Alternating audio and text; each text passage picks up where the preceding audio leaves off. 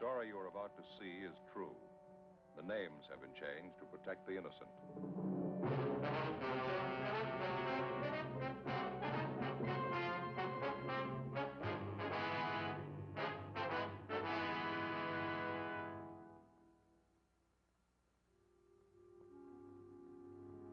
This is the city.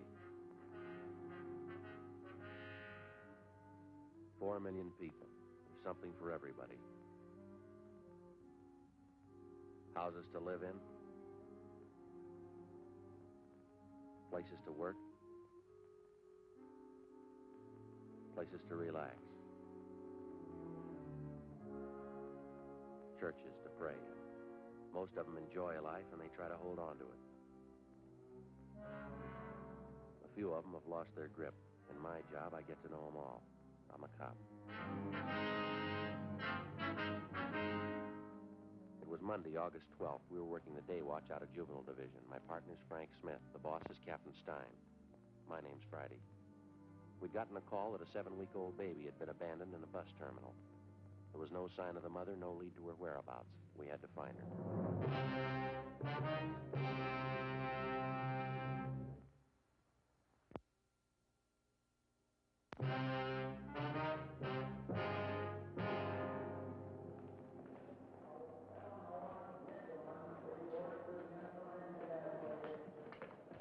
Are you the woman that reported the abandoned baby? Yes, that's right.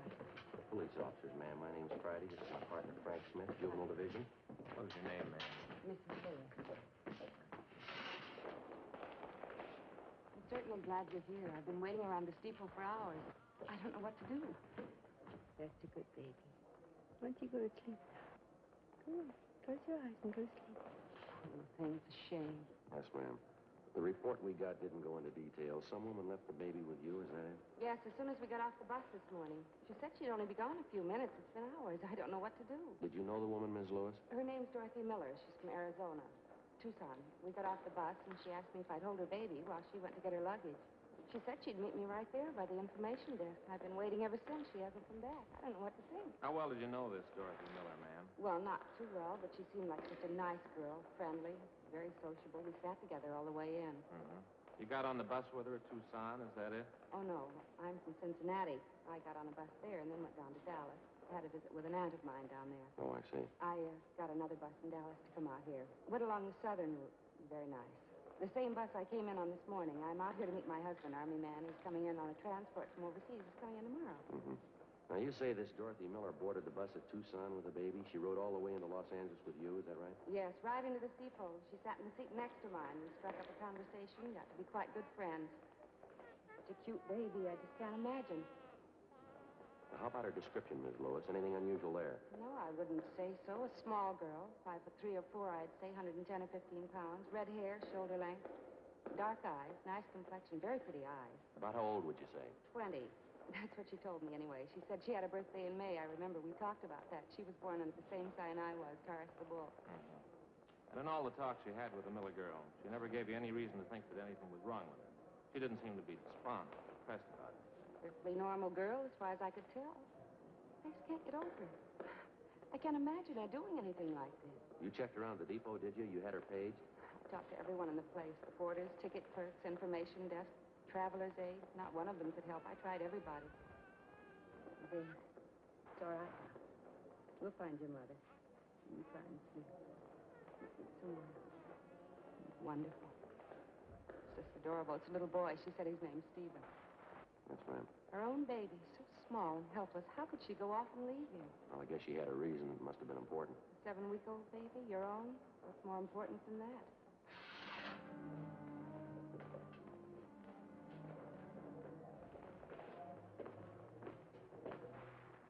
Before we left the bus depot, Frank contacted the clerk at the depot information desk and left our card with him. If anyone came in to make inquiries about the abandoned child, he was to advise them to get in touch with us. 11:48 a.m. The woman the baby had been left with, Mrs. Marjorie Lewis, agreed to return to the office and give us a complete report on everything she knew about the case. As soon as we got back, we briefed Captain Stein on what had happened, and he assigned policewoman Betty Stone to come in and help out with the baby. A cursory examination seemed to indicate there was nothing abnormal about the baby, no apparent deformities. We checked the blanket and the baby's clothing, but we found no identifying marks of any use to us. Policewoman Stone made the baby comfortable for the time being, and then she began to check through the contents of the small valise which the baby's mother had left with Mrs. Lewis. It contained the usual assortment: baby oil, powder, dextrose, a few cans of milk, a couple of blankets, and a supply of diapers. Frank and I continued to interview Mrs. Lewis. Is this the Miller woman's first baby, do you know, or did she happen to mention? Yes, it's her first. That's what she told me anyway. Did you talk about the baby's health at all? Was there any trouble there? Well, she did say she had some trouble with the formula at first. It didn't seem to suit the baby. It wasn't anything serious, though. Matter of fact, that does worry me a little bit, Sergeant. What's that? The baby's formula. Mrs. Miller did say it had to be fixed a special way. Some special medicine she put in it, too. Are you sure the baby's going to get good care? Yes, ma'am. No need to worry. He'll be moved to the general hospital. They'll look after him. Frankly, I can't help but feel a little guilty about all this. What do you mean, Mrs. Lewis? I mean, turning the baby over to you. It'll probably be put in some kind of an orphan's home. I can't help but think that maybe the Miller girl picked me out. She had to give the baby away, and she wanted me to have him. Then I turn around and hand him over to the police. It does make me feel a little guilty. She probably expected more of me. There's no need to feel like that, ma'am. It's not your responsibility. I suppose not, but I just can't help feeling that way, running out on a little baby like that, leaving him alone. You wouldn't be in a position to take care of him anyway, would you? No, I suppose not. I'd have to talk to my husband first. He'll be in tomorrow from overseas. He'll be back to the same old life again, living in hotels. No, I guess it wouldn't work even if they'd let me adopt him. It gets me down sometimes. I've always liked children. Well, thank you very much, Ms. Lewis. We appreciate your cooperation, everything you've done here. Not at all, Sergeant. I only wish I could be more help. Would you mind telling us where you'll be stopping in town, ma'am? It's possible we might want to contact you again. Well, I don't have any reservations. I was thinking of staying at a hotel close to downtown. Well, there's a big convention going on in town now, Ms. Lewis. Most of the places are pretty crowded. We'd be glad to help you find hotel space if you like. Oh, well, that's certainly very nice of you. Sergeant Friday, could I see you a minute, please? Yeah, sure. Excuse me. Yeah, Betty? For a policewoman, I'm not bad at checking diapers. What do you mean? Right here, the valise the mother left with Mrs. Lewis. Did you come up with anything? I didn't think so at first. I went over the valise, everything inside, nothing. Then I started putting the things back in the bag. I found this in the stack of diapers right there. Paid receipt for a hospital bill. Maternity ward. Santa Maria Hospital, Tucson, Arizona. There's the patient's name right there at the top. Dorothy Miller.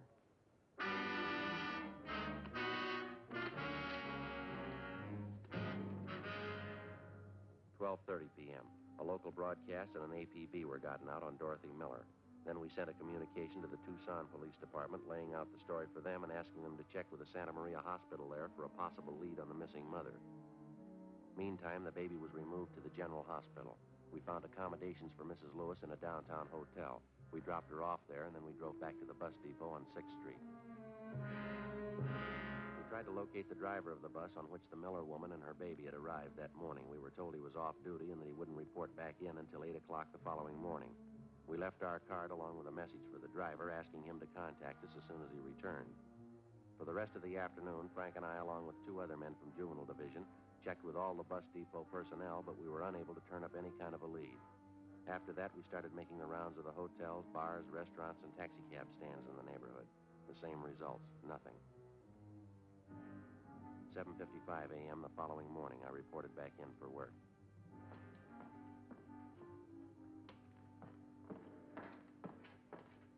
Good morning, Joe. Oh, hi, Betty. Frank check in yet? Yeah, he went out for a minute. Said he'd be right back. What do you know? Anything new? Communication for you from the Tucson PD. Kickback on that query you got off to them yesterday. You see this? Yeah, confirms the fact the woman had her baby in that hospital. Still not much help, though. Yeah, I see. They checked out her last known address in Tucson. She moved. No forwarding address, no line on her friends or relatives. Well, the day the baby was born seems to check out. Yeah, June 24th. Makes the baby just about 7 weeks old. This part doesn't make much sense, though. The Miller girl's description? Yeah, Ms. Lewis said Dorothy Miller was small and dark. Long red hair, dark eyes. People at the hospital describe her as being fairly tall.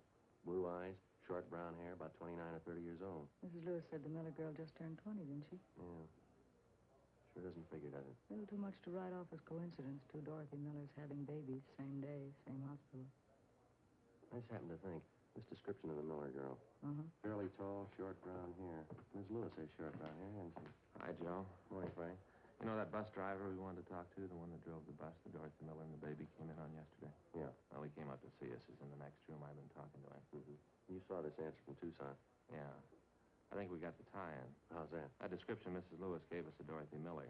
The driver doesn't remember anyone like that on his bus. He remembered Mrs. Lewis, though. She didn't get on the bus at Dallas. She didn't sit next to a young girl with a baby either. Driver says he's sure of it. Well, then what's the pitch? Mrs. Lewis got on the bus at Tucson. She had a baby in her arms.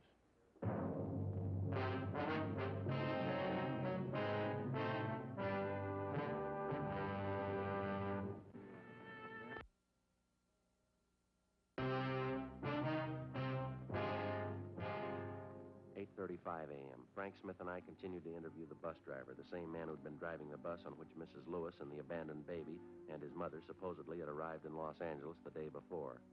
The more we talked to the driver, the more he convinced us that the story we'd gotten from Mrs. Marjorie Lewis was a long way from the truth. He repeated that he was absolutely sure that Mrs. Lewis did not get on the bus at Dallas, that she boarded the bus at Tucson, and at the time she got on, she was holding a baby in her arms. He was just as positive that Mrs. Lewis held the baby in her arms all the way into Los Angeles, and that she did not sit next to a young red-haired girl, but an elderly woman. He also told us that none of his passengers on that particular trip fitted the description of Dorothy Miller as given us by Mrs. Lewis. 8:50 a.m. Before the bus driver left, we got his address and a phone number where we could get in touch with him if necessary. 9:05 a.m. Frank and I got in the car, drove to the downtown hotel where Mrs. Lewis was staying. She told us that her husband, Army Captain Walter Lewis, had arrived in from overseas earlier that morning and checked in at the hotel, that he was downstairs in the hotel barber shop. That's quite a parade they're having down there. Yes, ma'am. How's the baby? Are they taking care of him? Is he all right? Yes, ma'am. We checked with the hospital. He's doing fine. Oh, I'm glad. And the Miller girl, Dorothy Miller, did you find out anything? We haven't been able to locate her. No trace of her at all. That's why we're here, Mrs. Lewis. There are a few things we'd like to have you straighten out for us. Well, I'll be glad to do anything I can to help. I think I already told you everything I know about the girl. We'll be honest with you, Ms. Lewis. We don't think you're telling us the truth. What? I don't understand. We talked to the man who was driving the bus she came in on yesterday, the same bus you say Dorothy Miller and her baby were on. Yes, that's right. Well, the bus driver couldn't remember the Miller girl, told us none of his passengers even came close to her description. Well, there were quite a few people on the bus. I guess you can't blame him for not remembering her. He remembered you, Mrs. Lewis. You were sitting near the front of the bus. He doesn't remember anyone with a baby sitting next to you, though. I guess he made a mistake. He can't remember everything. He said you were holding the baby. I don't understand this. What is it you're trying to find out? When we talked to you yesterday, you told us that you got on the bus at Dallas. Isn't that right? Yes. What would that have to do with it? Well, the bus driver says you got on at Tucson. He seemed to remember it pretty well. Says when you got on the bus, you were holding a baby in your arms. Oh, that's silly. He's wrong. He must have me confused with somebody else. I don't see how, ma'am. He says you were the only woman on the bus with a baby. What's the point of this, Sergeant? I don't understand any of this. Well, now, frankly, Ms. Lewis, neither do we. I don't know why you're lying to us about this, but apparently you are. You're wrong. I'm not lying. It happened just the way I told you. The girl gave me the baby to hold, and then she disappeared. There's no reason for me to lie about that. We found a receipt for a hospital bill in that valise with the baby's things in it. The receipt was made out to Dorothy Miller. Well, that proves it, doesn't it? She was on the bus with me, and her baby was with her. Check was made with the hospital at Tucson. They remembered the name Dorothy Miller. She gave birth to a baby boy about 7 weeks ago. She wasn't the same girl you described to us. Description wasn't even close. Then it must be a mistake. I guess somebody made a mistake. I can't understand any of this. They sent us back a description of the Dorothy Miller who stayed at the hospital. Fairly tall woman, short brown hair, about 29 or 30. Yes? Description fits you, Mrs. Lewis. Fits almost perfectly. It's wrong. It has to be wrong. The whole thing's a mistake. No, I don't think so, ma'am. Why don't you tell me? What do you think? Tell me, please. Well, there is no Dorothy Miller. There never was. There's no such person. That's what you really think. I invented it? I made it all up? Did you?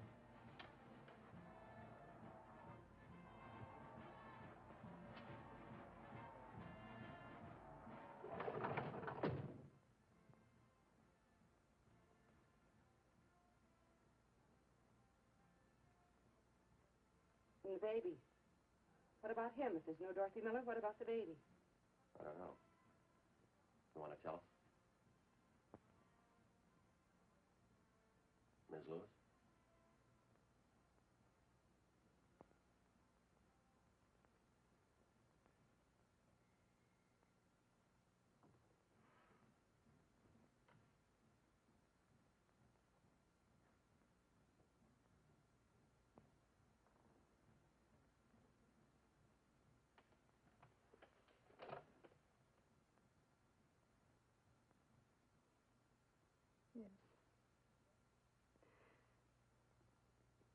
Yes. Mrs. Lewis, anything we can do?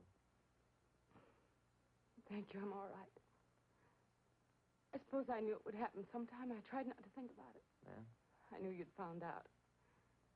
That's why you asked if my husband was with me, isn't it? You didn't want to embarrass me. I wanted to give you a chance to tell your side of the story. We thought maybe you wanted to keep it from your husband. Oh, it doesn't matter. I'll tell him. He'll be back in a few minutes. He can do anything he wants, and I won't blame him. He'll pack his bag and walk out and leave, and I won't blame him. Nobody will blame him. You want to tell us about it? I think you know. It's my baby. My own baby, and I couldn't keep him. There wasn't anything else to do. Nothing. My own baby. You made up the whole story about the girl, Dorothy Miller. Her leaving the baby with you. Mrs. Lewis? Well, now, you must have had a reason for it, Mrs. Lewis. Giving your baby away. You want to tell us about it?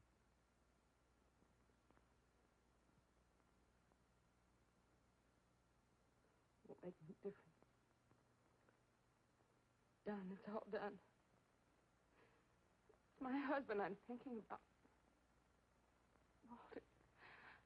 I'm going to have to hurt him, and I don't want to hurt him. I don't know how I'm going to tell him. Tell him what, ma'am? I love him, Sergeant. I tried to explain. I didn't want to be alone. Having him away all the time, I knew there was going to be trouble. I knew it. I didn't want to be alone, and he didn't understand. He only said I was fooling. Yes, ma'am. He left for overseas in October, almost 2 years ago. I went down to Wilmington. I saw him leave on the boat. I stood there and watched him go. I wasn't going to see him. 24 months, I wouldn't see him. No children, no family, just a 2-room apartment. If he only believed me. If he only would have taken me with him. Yes, ma'am. I took it for a year. A whole year.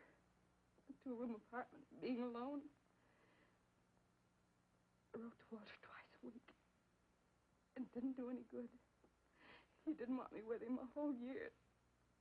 And it got too much. You mean you could have joined him overseas? He didn't want you to. I don't know why. I kept writing to him, and he kept letting me off a whole year. Got too much a 2-room apartment alone. You can't spend your life that way. I started going out.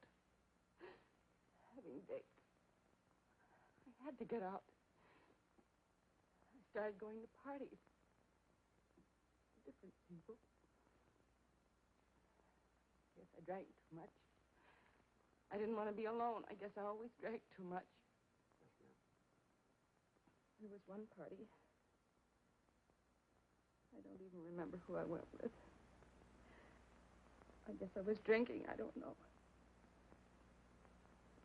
And I left.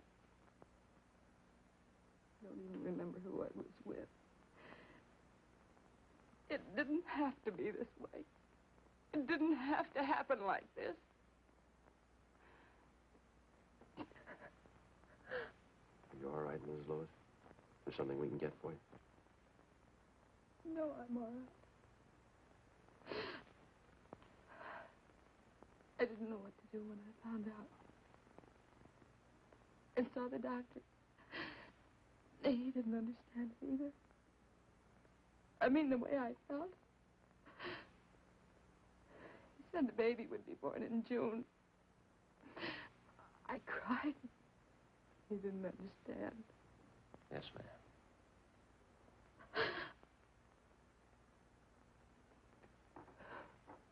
When the time came, I went to Tucson, Arizona. They had my baby. At least I wasn't alone. I used a different name at the hospital. Dorothy Miller. Maybe it wasn't Walter's baby. But it was mine. It was mine.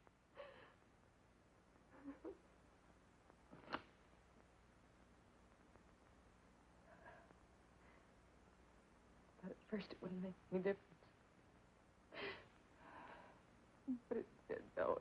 It did. So you figured on giving up the baby? Giving him away? Is that it?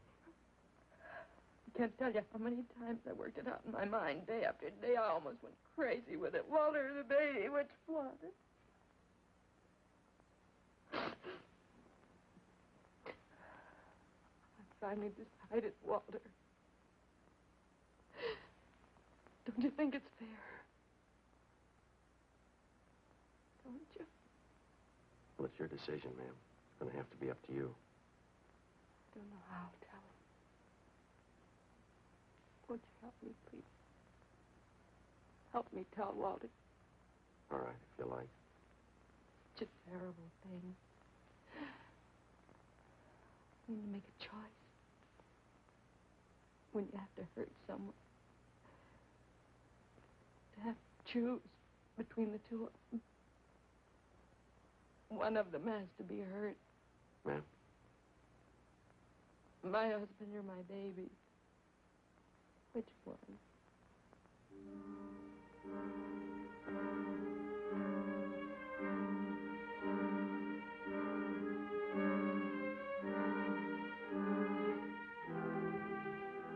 10:38 a.m. At Mrs. Lewis's request, Frank and I stayed on at the hotel room until her husband, Army Captain Walter Lewis, returned. He was a tall man in his late 30s, dark eyes, tan complexion. Mrs. Lewis was waiting in the adjoining room. It wasn't easy, but as best we could, Frank and I briefed the husband on what had happened. His first reaction was fairly normal. He took it pretty hard. We kept on talking to him. After a while, he calmed down. We laid out the whole story for him again. Are you sure it was my wife? Yes, sir.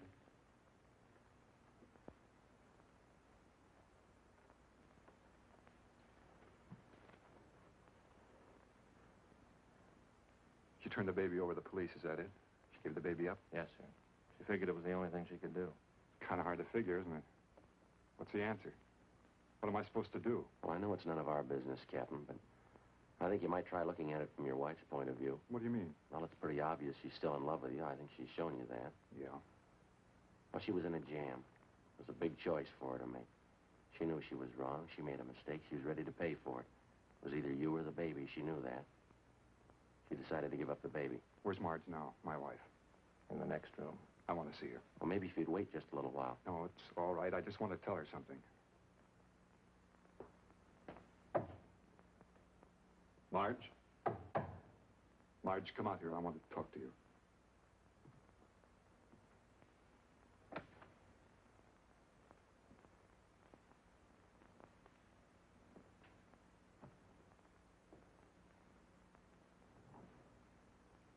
What can I say, Walter? I'm sorry. I'm sorry. There isn't anything else I can say. You don't have to say anything, Marge. You can do what you want. I won't blame you. You've got a right to do anything. I just want to tell you, Walter, I love you, and I'm sorry. I'm sorry. I won't blame you. Anything you do, I won't blame you.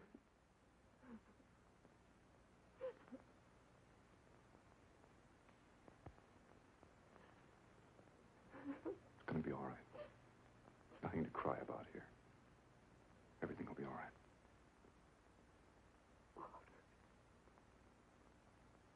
Walter.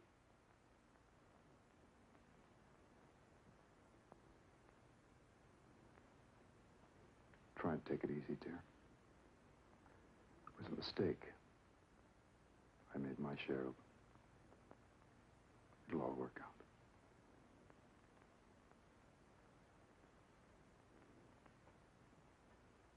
Officer? Yes, sir? I'd like to ask a favor.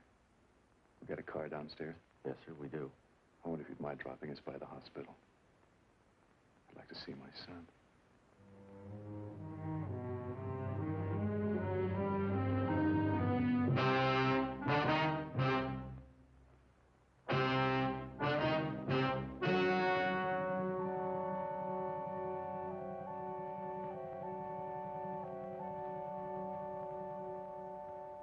On August 15th, a meeting was held in the District Attorney's Office, City and County of Los Angeles, State of California. In a moment, the results of that meeting.